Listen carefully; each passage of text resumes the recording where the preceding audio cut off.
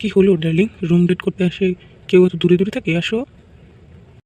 আরে কি বলো, রুম ডেট করতে আসছো মানে? তুমি না বললা একটু হাত ধরবা, এই জন্যই তো রুমে আসলাম। বাইরে তো আমার লজ্জা করে, এই জন্য।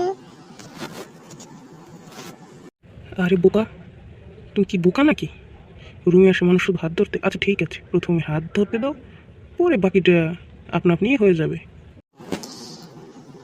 আরে না, বিয়ের আগে এগুলো করা উচিত না। তুমি আমার সাথে এগুলো করবা না। আমার তোমার দিকে তাকাইতে লজ্জা লাগে।